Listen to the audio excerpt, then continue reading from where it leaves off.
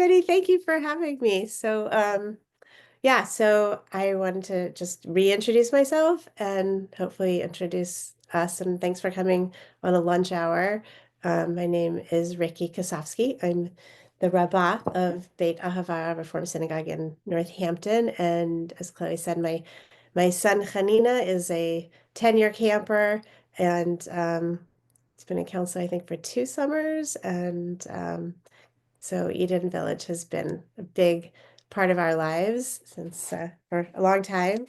Um, and yeah, so I guess I'll just maybe we could just take a moment to introduce ourselves also, but I will just say um I've been a big fan of the No Body Talk um ethos at camp, and at the same time never really understood like how deeply it affected the kids and the campers and the culture as a whole. So I was so thrilled that this week was happening, and I feel like there's so much potential to bring it out into the world. And I've always just thought about what are the Jewish source underpinnings of the concept of no body talk. And so I thought I would tell a little bit about sort of what I hope, what I one of my dreams about it, and why I'm just was like, yeah, when I was asked, thank you very much, Chloe, for asking me to lead one of these sessions.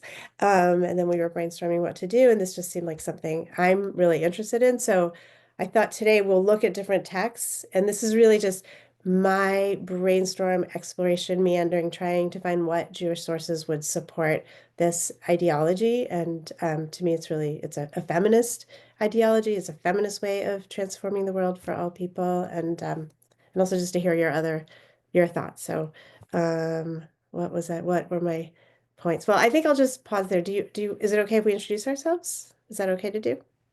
Great. Maybe you could just, and I go by she, her, and maybe just a word or two about why you're here or who you are, where you're from. I can jump in and say that I'm Chloe, and I'm the director of community learning at Eden Village, and she, her, I'm in Philly, and I'm so grateful, Rabbi Ricky. Thanks. Thank you. Hi, and my name's Randy. I am a fan of Chloe's. I'm a fan of Eden Village. And Chloe invited me into this, and I don't know much about Nobody, but I'm a therapist, and so I'm like, okay, what is this? I work with, you know, all kinds of people who have, some people have, body images, and so I thought I'd pop on. I can only stay for a half hour because I have a 1 o'clock client, so I'm just interested to hear what Judaism has to say about what it is and what Judaism has to say about it. Great. Thank you. Hey, I'm Erin, she, her, hers. I am the assistant director of URJ 6 Points SciTech Academy. So we're a Jewish science and technology camp. And we were in like a assistant director call or something, and someone was like, hey, put it in the chat, like this is happening. I don't know if anyone's interested. So I signed up for a couple sessions that sounded like they would be applicable both to like me personally, but also professionally. And I'm excited to hear what's going on. I'm based in Chicago, outside Chicago, but camp is in the Boston area. That's great. Cool. Well, thank you. So I should also say I grew up at Asrui, which is the reform camp in the Chicago region, and sort of how we ended up at Eden Village, because there are the things that I loved about Asrui also worked also. So, and my son tried out one summer when he was entering 3rd grade, and I thought it would be his 1 6-day session, and then we would switch him and be flying him to Asrui, because I always imagined, and that was it. The minute we got to camp, I knew that was like his camp, and he declared that too when we picked him up. This is my camp. This is where I'll be going. So that's great. And I know 6 points little. So that's great. Yeah. And one of my hopes is that yeah, in just my understanding of this is also like how to bring it out there. So I just want to share one just a little vignette, and sort of being recorded. I have to always be careful with what I'm saying about other people, because I guess that's sort of the concept of what we're talking about is not talking about other people or things, and that's one of the things we're going to talk about. But I'm also a rabbi, and one of the common things on the women's clergy groups that I'm involved on in like Facebook and other groups, there's a constant theme of people commenting on people's bodies on the Bima, or just making, what seem obvious inappropriate comments. I had that experience also when I was a rabbinical student, and you know, and then this came up as this week was the No Body Talk week, coming up, like Awareness Week or whatever it was being called. And I thought, why don't we just have a phrase like that out there in the Jewish world that we're comfortable and confident about institutionally, just to say, oh, actually, there's no body talk in our synagogue. So, or to create that as a culture. And I once ran an after-school program in the Bay Area, called Olam Yeladim, and we had a rule that was no teasing, and it was called Olam Yeladim. We called it OY, and we just had a big banner, and it said, luckily there is no teasing at OY. And anytime there was anything at all, it just was like we just reaffirmed, oh well, luckily there is no teasing at OY, and that just like would end it, because it was like, oh yeah, we don't do that here. And so I'm just throwing that out there as a concept, but so that's sort of one thing I wanted to say. The second thing is a lead in. Yep. Chloe, Maybe I'll just jump in for Yeah. Randy, especially Oh, in yeah, some- just to say, what is No Body Talk? What is No Body Talk? Yeah. So Thank Eden you. Village, like 10 years ago, adopted from another camp, a secular camp called Farm and Wilderness, this idea of that they called No Body Talk. And it was, there's no commenting on appearance of any kind, clothing, haircut, whatever, between anyone at camp for the duration of summer. And they included it with kind of like a spirit of B'Tselem Elohim, that it will help us see the divine spark in people better if we're not focused on what's on the outside so much. And it's been like surprisingly transformative, basically. And so it's just one guideline of many in the culture of kindness, but it seems to take off the table a lot of subtle bullying and social isolation issues, makes people more comfortable to express themselves and experiment. And it doesn't preclude talking about bodies in a really intentional way, like in held spaces around self-image and body image and whatever. It doesn't preclude like health and safety stuff of like you're bleeding or, but the general frame is around like a social norm that just says, don't say anything positive, negative, or neutral about how anyone looks. That's the base. Yeah, thank you. I appreciate that. And there was a great session last night that Simone, the director of Eden Village Camp, led last night. I think it was recorded. So I definitely recommend that. And there were campers and counselors who also spoke, and it was like I learned a lot. It was very moving. Yeah, so I thought we could look at some sources as far as like what does it mean in this practice? And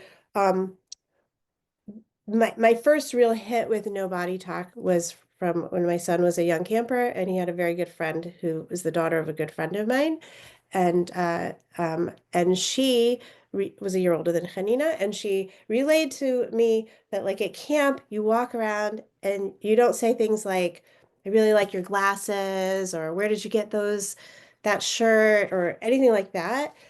But you can look at someone and say, your soul shines. So, and that was like, and at the time we were like, ooh, we are now going to this camp, your soul shines. So like we actually took that on, and I use it all the time. It's really just become a big part of the things that I think of and say is like, your soul shines. And whenever I say it to someone really from my heart, but who's not part of this camp culture or any reference to it, like, and this happens as a rabbi or just in the world, it's just amazing how it just breaks through. Like, thank you so much. It's just like such a beautiful thing to actually to mean it and to say to someone, as opposed to, I don't know, something about their appearance, or you look really happy, or I'm so glad you must have had a great trip, or, or something like that. And so that's just one piece I want to just credit young Hannah, who brought that from camp into the world to me. So I did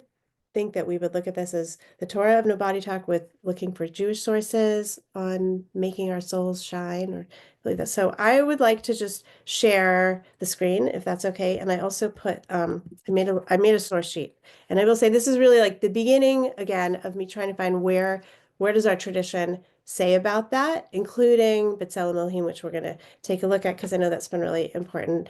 at Eden. I'm also my in, that's why I called it feminist ideology. It's interesting that you presented it as just an ideology.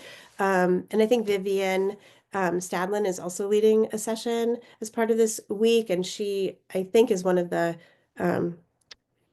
she's one of the founders of camp, and is the founder of camp, co-founder, and also brought this. But there is a feminist and gender piece to it, and we talked about that some on the program last night, like how this has the potential to really heal and transform so many projected norms that people carry about body image. So I put it my thing source sheet. I'm going to share it. I've been having some trouble sharing, but it looks like it's sharing right now. Try not to look at my 80,000 tabs at the top.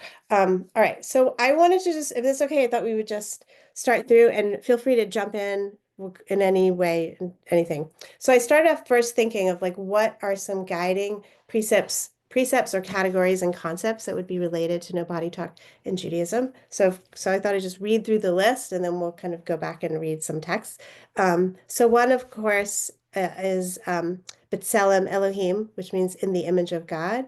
So that makes me think of how we that we're all created in the image of God. So how does the way we talk to each other about each other affect our own ideas of what does it mean to be created in the image of God? But to be honest, I'm not exactly sure how no body talk exactly translates to that. So I thought we could read that, because I don't think it's actually so obvious, because you could tell someone, like, your hair is so beautiful, and that is, you're in the image of God, and that is body talk, obviously. The other concept is Lashon Hara, which is usually translated as the evil tongue or evil speech, which means saying bad things about other people. So this is a whole, giant category in rabbinic literature. What constitutes speaking badly about other people? And when I first learned about Lashon Hara in college, the way I learned about it was that Lashon Hara essentially is, it's not just really negative gossip. I mean, it could be lies, but it could also just be anything that you're saying about somebody else, and that it affects the person who you're talking about. It affects the person who's listening, and then it also affects yourself negatively. So that's another concept that I thought we could look at in the concept of what does no body talk mean? Like, how does it affect the person that you're saying it to, like if it's about them, or if you're talking about somebody else, like, oh, even if it's a more positive thing, the person in my bunk has this great new, whatever pair of glasses, how does that affect them? And then also, how does it affect you to be talking about that? And I also had learned about Lashon Hara as a category that is negative. It could be negative things that you say, but also positive. So I lived with a person who became Baal Tshuva, and she really, it was like we couldn't even say positive things. It was like, that's Lashon Hara, to be talking about someone else. So, and it's not all, it's there's a lot of nuance in there. So I just sort of wanted to throw that in. And there's a great article, I think it's by Amos Oz, that he wrote once about kibbutz life and how gossip was essential to the fabric of kibbutz life. It's an essay. I couldn't find it, so I have to keep looking for it. But he talked about just like, but it wasn't a negative thing. It's like that keeps people in check. That's how it was. And I think also in a lot of traditional or normative female culture or girl culture, like talking about each other is part of the culture. So that's something that in another conversation I would love to talk more deeply about. And I had a sixth grader from my synagogue who went to Eden Village Camp, was very, very feminist and very aware and very articulate. And I remember at the time, this is many years ago, they're older now, we talked about that, like how, like it was just different.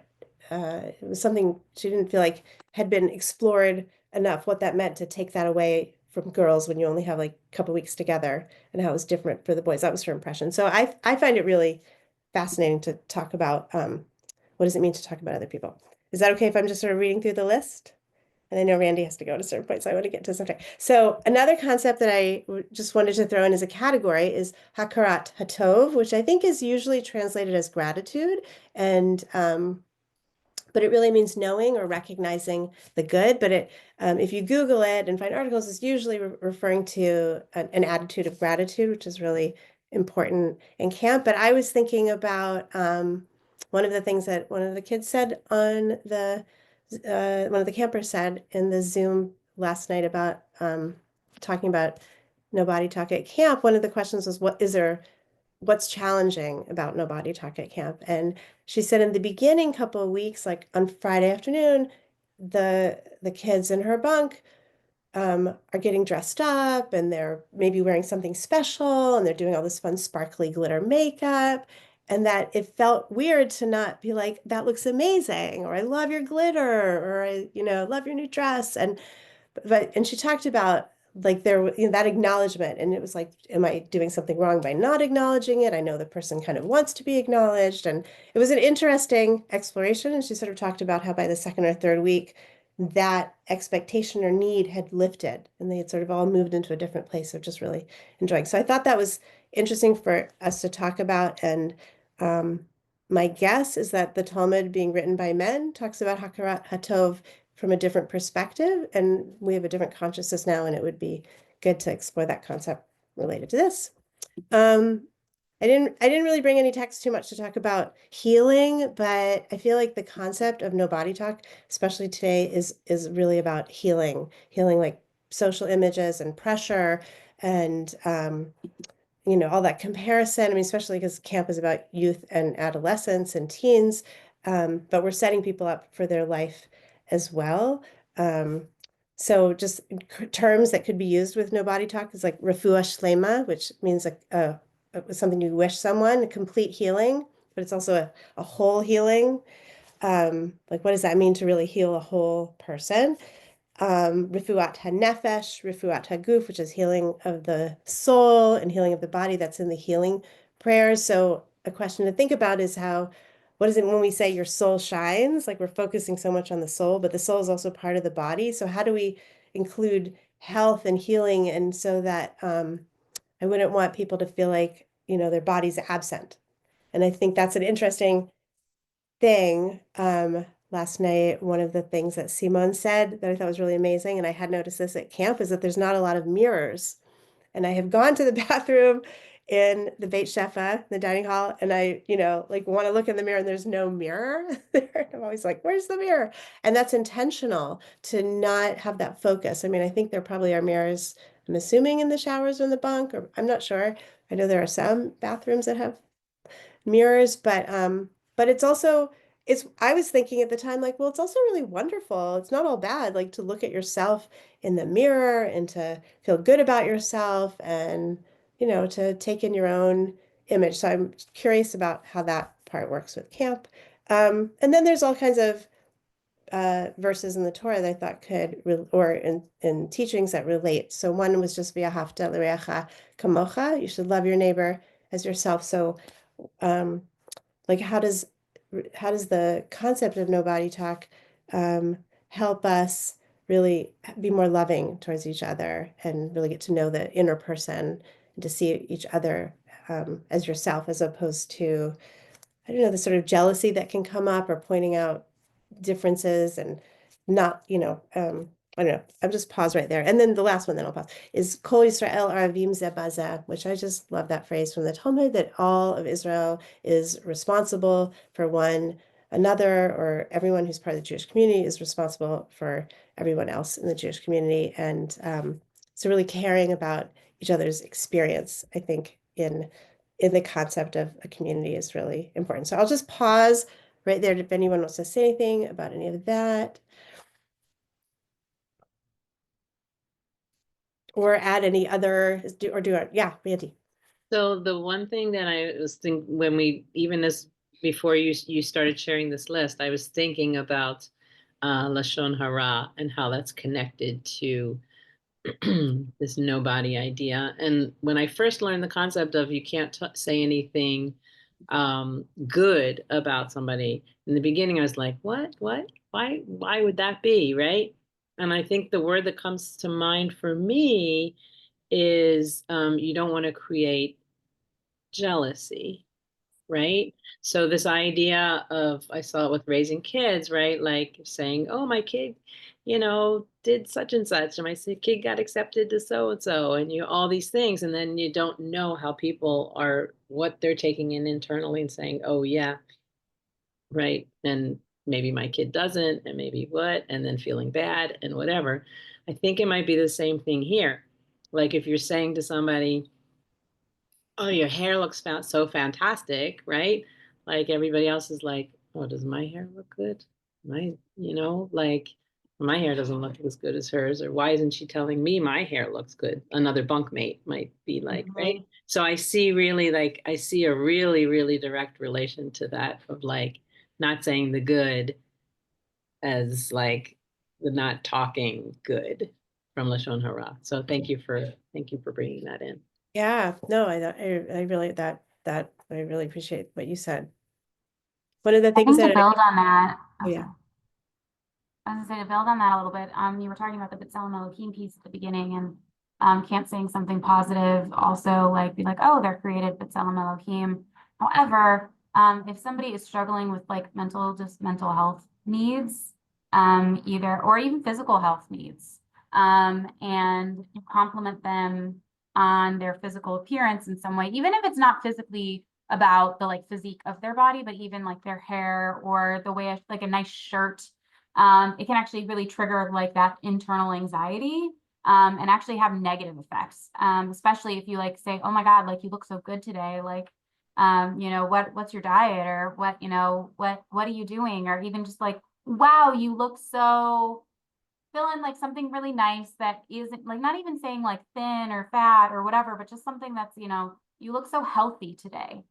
That can be really actually awful for someone to hear, because especially if it's something you can't see, they can be like, well, that's nice of you, but actually I feel awful and I think I look awful, and it can trigger that, like, it can make someone else forget that they are created with B'Tselem Elohim. Because I think that's also something in terms of no body talk, especially, that's something we need to remind ourselves, as much as like, you can say like saying something mean, it can trigger you to not say something mean about somebody, right? To be like, they're created in the image of God, even if I don't like the way they wear their hair, or I think their pants are ugly, or I totally hate the thing that's on their shirt. It can be like, okay, but like they're created in the image of God, just like I am. Like I need to rethink this situation. You don't have to like everybody you meet. But you shouldn't judge someone just based on what's on their t-shirt. Which guilty is charged. I've been known to do it. But it's kind of twofold. It can trigger like negative effects for somebody if you say something nice about their body. It can also like, remind you like, oh yeah, I'm created B'Tselem Elohim, and so are they, even though I don't like the color pink and their hair is bright pink, like, things like that. So I think those two things, but then that also can like lead into a lot of the other things, like refuah shlema, if there's something internal going on, that's related to you and your body. And also like Kol Yisrael or V'im Zeh B'Zeh, because like, even if I don't know there's something internal going on in your head or in your body, like you may have Crohn's disease and I have no idea. And it's actually like really hard for you to find food that is safe and easy for you to digest. Like I'm responsible for you as well as another person. And I need to remember that, because you know what, if they're struggling one day, like I need to be there to be like, hey, how can I help you? Get food, nourishing food, right? So those were things that I was thinking of as well. That was amazing. Wow. Thank you. That's so amazing. I'm going to keep sharing a little bit more. And again, jump in anytime. Let's see. Is the sharing working? Actually, for some reason, mine is not well, you know what? I'm going to unshare and reshare. It was not letting me move my cursor. Hang on. Let's try it again.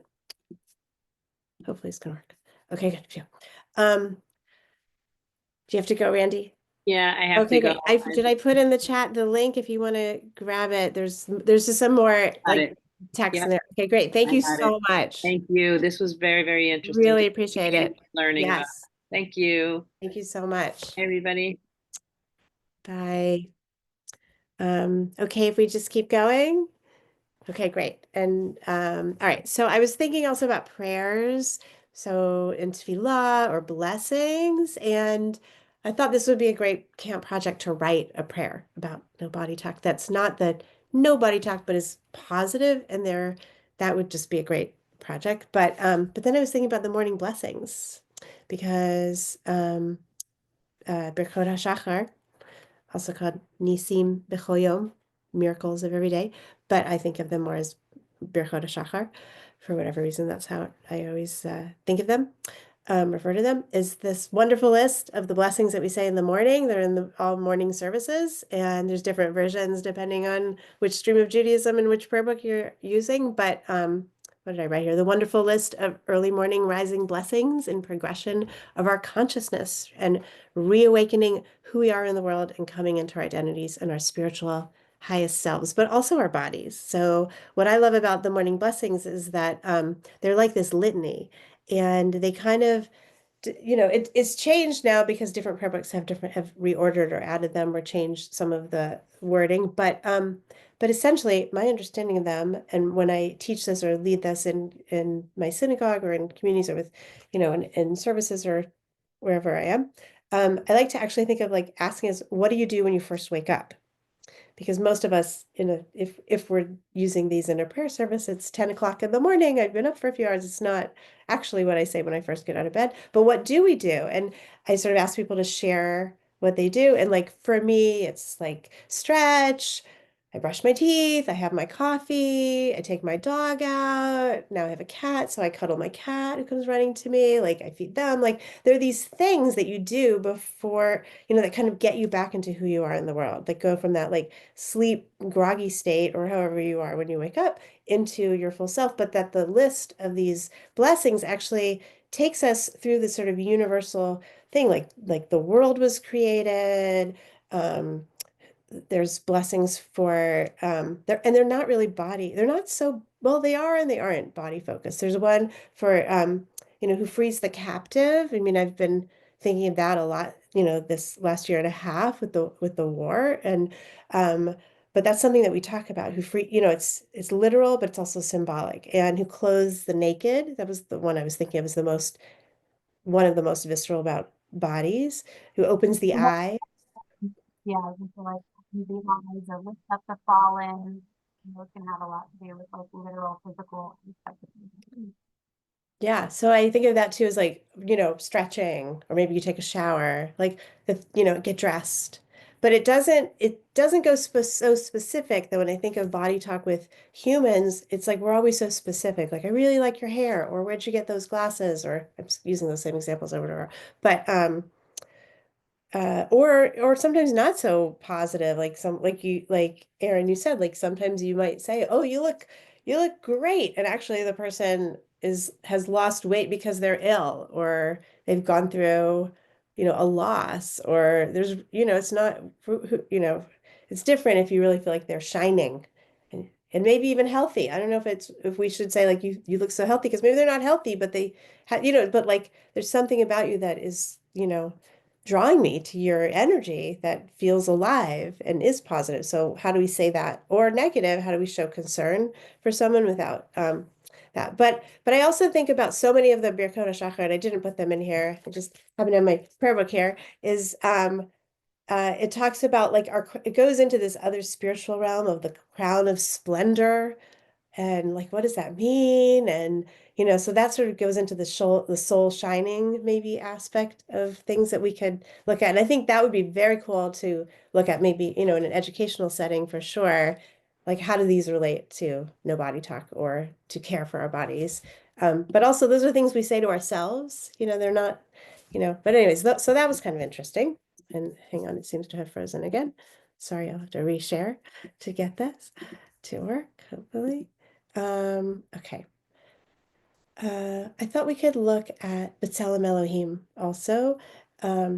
Oh, and the last thing about the blessings, they, the traditional blessings do, they put you in a gender, they put us Jewish. There's other things that are like identity. So like in my consciousness, I try to transform those into like what are the different levels of where we belong and who we are in the world to ground us, but not to separate us out from being the wrong thing or from others. But that's something I thought would be beneficial to look at through the lens of No Body Talk also, is that how does this practice help promote more acceptance, tolerance, and awareness and growth for yourselves? So that's something I think I've talked to my son about. I think he's given me his take on No Body Talk very articulately numerous times, and then I sort of forget exactly what he said. But like if you're not commenting on someone else's appearance or outer looks, it enables you to really it enables a person to really explore on their own who they are without feeling like they have to match up to something, I guess. So that would be something I thought to look at in terms of prayer. All right. So then we look. Reminded Yeah. me, sorry, just real quick, that reminded me of something my professor told me in grad school. He said, if someone compliments me on the color of my shirt or on my shirt, what does that say? And we were like, oh, it means like you like the color purple. And he's like, no, it means they like the color purple. Like if they're commenting on my shirt, it's actually about what they like and has actually nothing to do with me. So whatever you were just saying, just that too. Yeah. Like, yeah, kiddos. That reminded me also of something as a educator, camp counselor, teacher, and I think it was discussed last night. I think Simone sort of mentioned this concept. Sometimes as teachers, like I'd have a group of kids and I'd not know the kids so well, or I wouldn't know everybody, and I would say, like, you in the yellow shirt, or you in the yellow shirt, or something like that. And it's sort of like, it's like the person is not seen as a person. They're now just sort of referred to in this thing. And so yeah, that's something to think about. Like not doing that. It's like it forces you to actually look at the person more deeply and fully. Okay, so just looking at Breshit. So let's see how much time we have. I also wanted to talk about Purim. That's where I was going. So I thought we could really look at Purim because Purim's coming up, but also Queen Esther. And there's just so much about bodies, description, body talk, but also a lot of spiritual stuff in there too about Esther, which is really, I think, where the rabbis also go. So, but I thought let's just sort of look at B'Tselem Elohim because it's such a part of Eden Village's sort of tagline and understanding of No Body Talk. And instead of just looking at the one verse, that was kind of interesting to look at it in context. So I thought maybe we could look at this. Does anybody? It's just 5 verses. Does anybody want to read it out loud? I can scroll up. We could do the English. We don't have to do the Hebrew. Aaron, do you want to read it? Okay. Just the English we said, yeah. Yeah, we'll just start with 24 and I'll scroll. Okay. God said, let the earth bring forth every kind of living creature, cattle, creeping things, and wild beasts of every kind. And it was so. God made wild beasts of every kind and cattle of every kind and all kinds of creeping things of the earth. And God saw that this was good. And God said, let us make humankind in our image, after our likeness. They shall rule the fish of the sea, the birds of the sky, the cattle, the whole earth, and all the creeping things that creep on the earth. And God created the human in the divine image, creating it in the image of God, creating them male and female. God blessed them, and God said to them, be fertile and increase, fill the earth and have domain with it, and rule the fish of the sea, the birds of the sky, and all the living things that creep on earth. God said, see, I give you every seed-bearing plant that is upon all the earth, and every tree that has seed-bearing fruit, they shall be yours for food. And to all the animals on the land, and all the birds of the sky, and to everything that creeps on earth, in which there is the breath of life, I give all the green plants for food. And it was so. And God saw all that had been made, and found it very good. And there was evening, and there was morning, the 6th day. Thank you. You're a great reader. They're so lucky. Camp is so lucky. Yeah, so here, I'm trying to make it a little smaller so we can get more on the page. Not really happening. So any thoughts about this? The B'Tselem Elohim part, or just the whole in the context of all the green and the seeds and the earth and the sky and all the fish.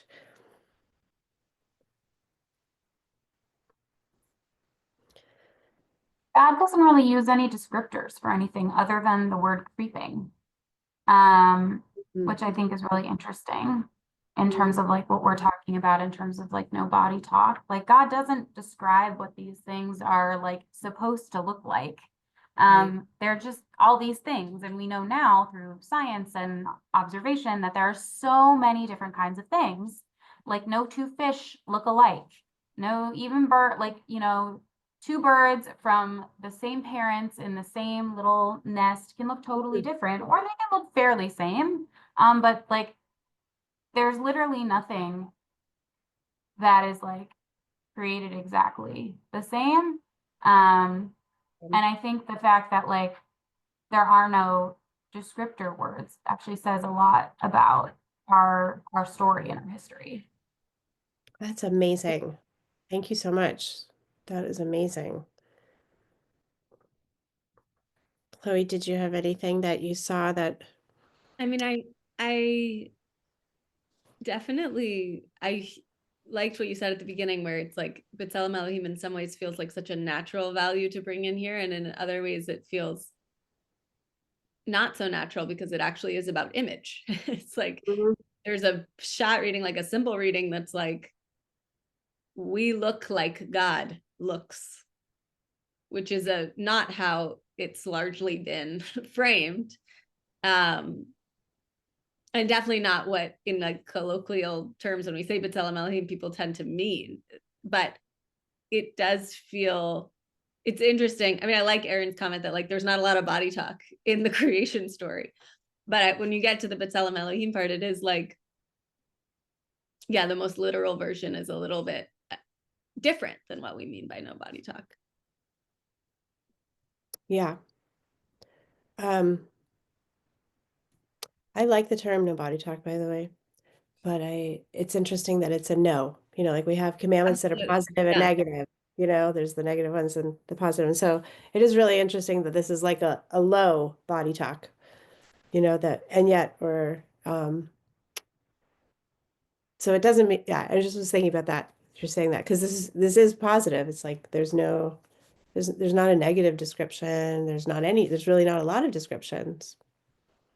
Although we do have this, I do have this feeling of it though. So even though there's not a description, like I have this feeling of like lushness and abundance and green and seeds and you know all the fertility and increasing in the water. And so I don't know, when I think about that, like what does it take to actually create this world and to still be in it? Like I think that that's part of what camp is. I was thinking about, they were talking last night about camp being kind of this bubble. Um, and it is that, you know, when you run, I used to run a day camp, but we called it 39 days because not counting the 4th of July when we usually wouldn't have a camp, but an overnight camp, it's longer. But so 8 weeks, 9 weeks, you know, or 10 or 11, depending how long your camp session is, like you just have this, you know, like garden, literal, like Garden of Eden, but garden time to like cultivate this whole thing. So, you know, learning how we cultivate the no body talk, or other things. I mean, I'm curious too to hear at other camps too, how, you know, how this kind of stuff is manifested. Um, you know, how does that create this whole beautiful breath of life creative environment that's just so full of life? And most camps are, you know, in nature, have, you know, you're in nature. So whether you have a farm, a beautiful farm or not, like Eden Village does, but you're really like you're building this. So I think of like, is the note that's, you know, this would be something I would want and hope the camp and other places that do this would constantly be self-reflective. How is this helping us create this wonderful world in this garden? Because when I looked at it, this whole section of the 6th day, like yes, there's the B'Tselem Elohim, and it's talking about that directly related to the creation of human beings, but like all of this is like God's image. Like this is sort of one of the ways the Jewish environmental movement is really looking at this, that there's the more than human world, that we're all of this breath of life is all connected. We're all part of the image of God. We can't just say that humans are related, are in the image of God, but the tomatoes aren't and the chickens aren't. Like we all are. Actually, going back to the chickens in the morning blessings, the first one is praising the rooster for having the understanding to know when it's time to wake up. And it's such a great one. So I'm always sad when there's, not direct translations of that blessing, because it keeps us in touch with, what it's like to actually hear a rooster waking you up, or the birds outside here, the birds wake me up, or my dog or my cat are actually who really wake me up. So, okay, so that's beautiful. I'm going to just move a little bit because I want to get to it. So one of my favorite my favorite poet is Muriel Rukeyser. Amazing poet, also was Jewish. And she has this short poem. She writes very long poems, known for exceptionally long, incredible poetry. If you don't know Muriel Rukeyser, I would say look up Muriel Rukeyser. Um, and this is like one of her only extremely short poems. And I actually found a recording of her saying it. So if that's okay, I'm going to try to do the recording. Will we be able to hear it if let's see, where was it? No, right now you would have to share sound, which is another thing. Which I can Really, go if I through. just play it, can I just try that? It might work. I'll just try it. I think Try if I, well, just tell me if you can hear it. The sixth night, waking. That first green night of their dreaming, asleep beneath the tree, God said, let meanings move, and there was poetry. The sixth night. That was it. Thank you. I'll put that. I will. It's on the source sheet, but I will also put it in the chat. So I think one of the things that I loved about No Body Talk is that it creates space for poetry. And poetry could also be a name for maybe nuance and creativity in the world. And um, by not just noticing and commenting on the physical, you're actually having to engage with a person and have a deeper connection. And it's like learning a different muscle, and with sort of withholding a kind of judgment, but it enables this, like, I'm going to call it poetry for the sake. And Simone said something so wonderful last night. She was talking about one of the staff rules is not having political slogans on your t-shirts or labels or certain things. So I'm wondering if that's how it is at 6 Points, another camp. So It's like that at all the URJ camps too. it's interesting. I just didn't really know that until my son when I read the staff manual when he went from camper to counselor. I was like, oh, that's interesting. And her description, yeah, no, it makes sense. It really does. I mean, at first I was like, but what about like save the world, or like what can you put on your shirt? And Yeah, well, it's also because we're a 501c3 organization, and as a nonprofit organization, to retain that tax thing, you can't be affiliated with anything political like that. So it's also it's very Jewish, like very Jewish values based, but also kind of legal. Mhm. Well, I loved what Simone said was that if she said something like, we want to have a conversation with each other and to learn about each other and talk and have a relationship about what you believe in, and not just read it on your t-shirt and walk around as if that's the sum total. So to me, that nuance and that depth and caring and interaction, and the teasing out, that's like my views shift when I'm actually in conversation with you and we're conversing, and we care about each other and we care about the world. So we're going to be inspired to, or facilitated to have conversations either directly or indirectly about things that we care about in the world and values.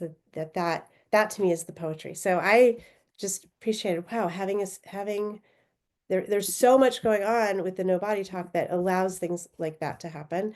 Okay, so I'm going to just share. Are we able to go till 1:30? Does that still work? Does that work for you?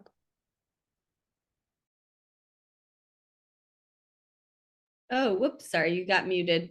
Sorry, unmuted. Sorry. One phrase is called Malbin Pnei Chaver Barabim, to not cause embarrassment in front of friends or others in public. So that's something, and literally Malbin Panim means to make a person's face white, like, you're so embarrassed that like the color drains out of your face.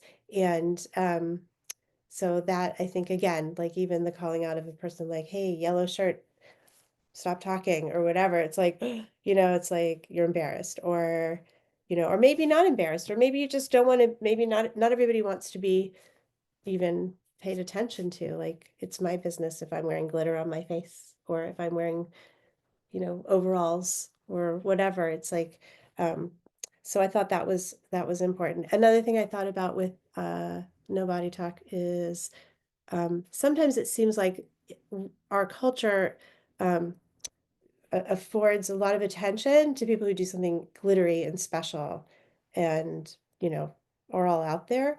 And it puts pressure to think that you're supposed to be that way. You're supposed to be eccentric, or maybe you're supposed to, I mean, in a camp setting, it's always fun to be the one dressing up, but also it's like, it's also okay to be, completely your bare self. I remember when I went to camp at Astrui, every summer I was sort of like a different person, because that's sort of like 13, 14, 15, 16 is like that.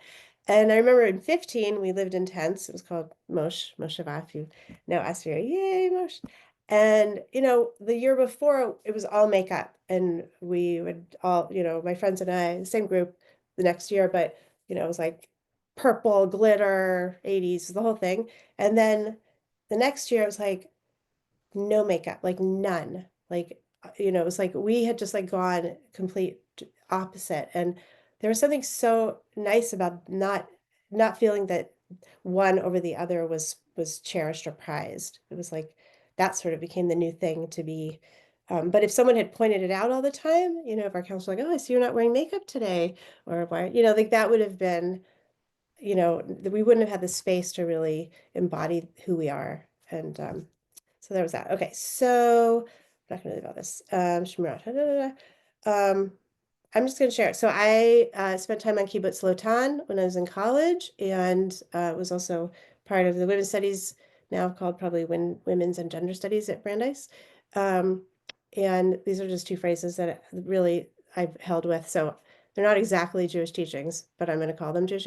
One, so at Kibbutz Lotan, which is where the Reform movement Kibbutzim, and is very much part of the environmental movement in Israel and does amazing work on eco building, etc. You probably are very familiar with it. Eden Village Camp visits there on their Israel trip. So there was somebody there named Siggy who I loved, and I hear her voice in my head. She would say, we would all say this, but I think I learned it from her, which was Haguf Sheli Shayach Li. We used to say this all the time, which means my body belongs to me. So it was a thing we literally walked around camp. We were about 2021 when I was living there and volunteering at Kibbutz Lotan. And it was just a phrase that we would say all the time, Haguf Sheli Shayach Li, my body belongs to me. And there was only a few young children on the kibbutz at the time. We taught it to them.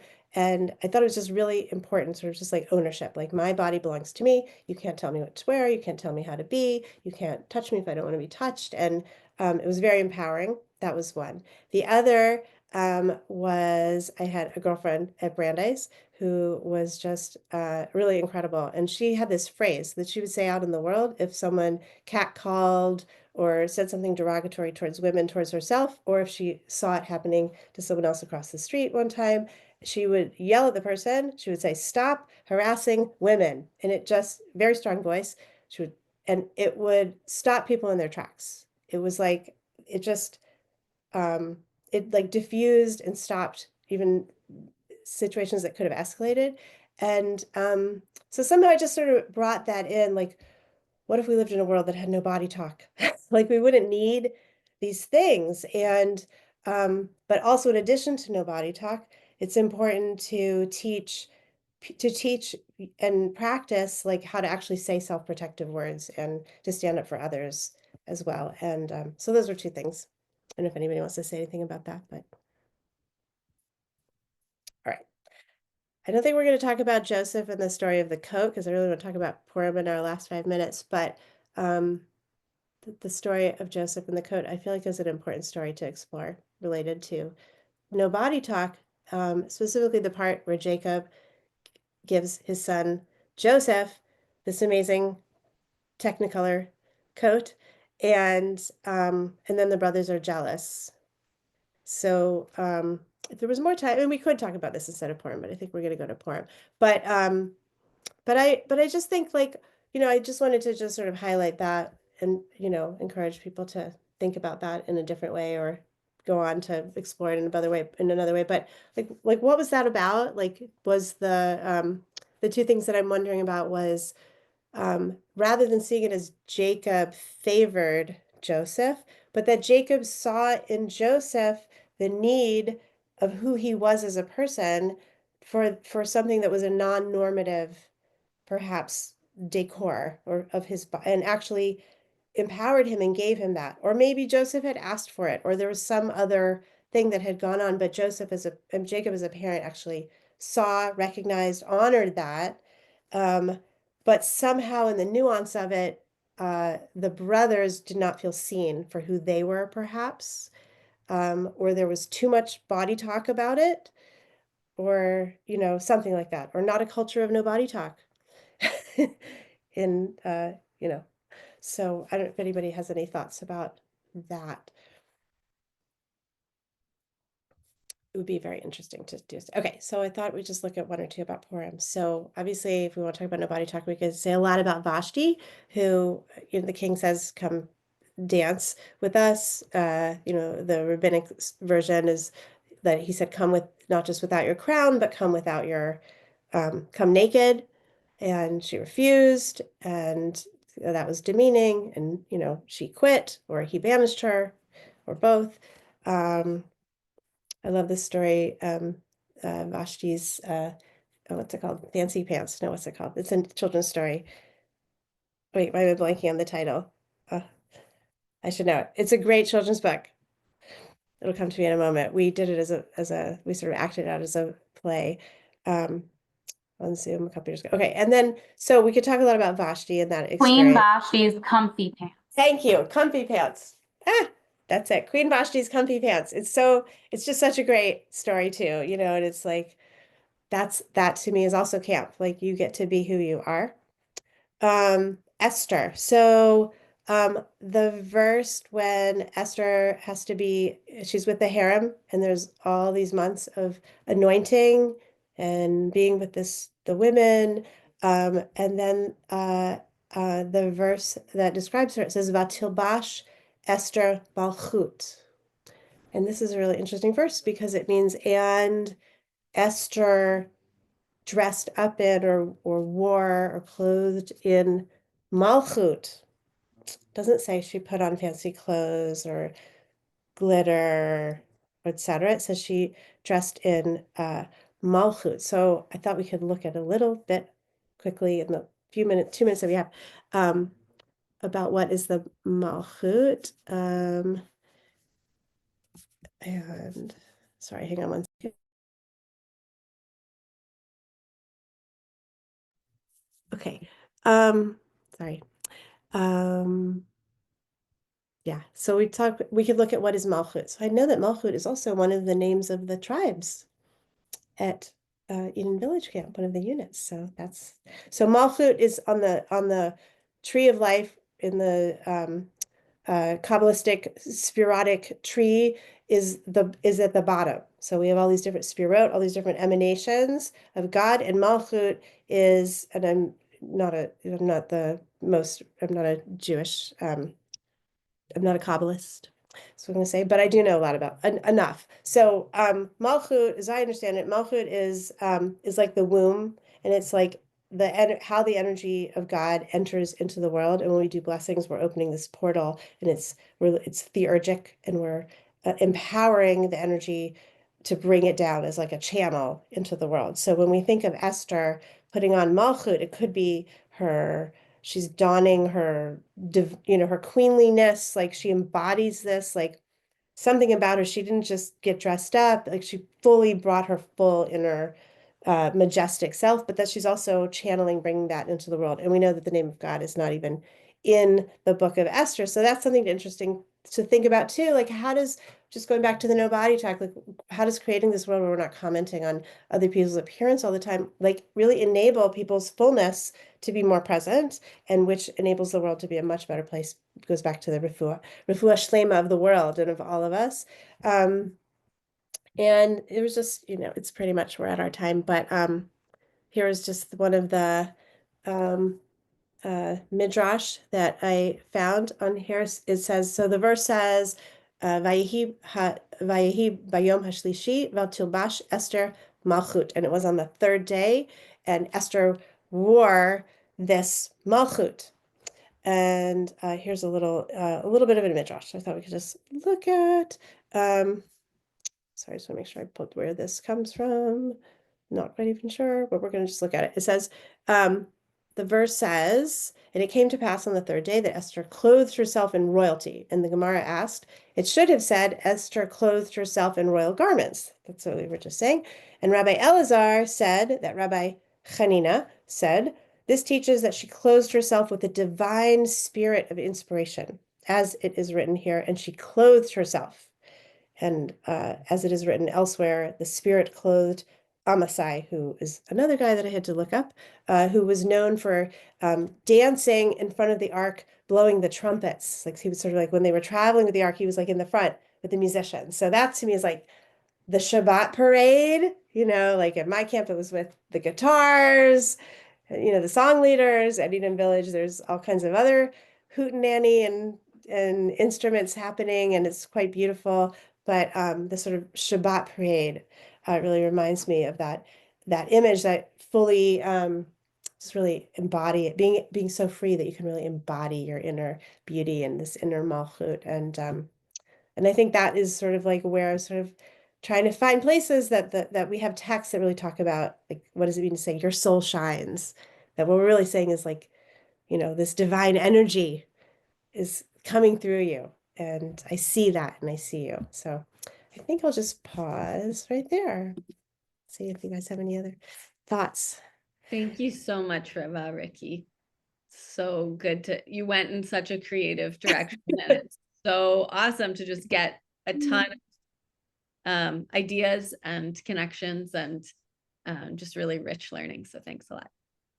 Thank I have to run to another meeting, but this was so lovely. Thank you so much for the work you put in and for the insights you shared. And yeah, it's just thanks and have a good rest of your day. Huh? Thanks, Erin. So good to see you, connect with you. Yeah, nice to meet you. so much. So good to meet you. Thank you so much for this opportunity. Just gonna stop recording.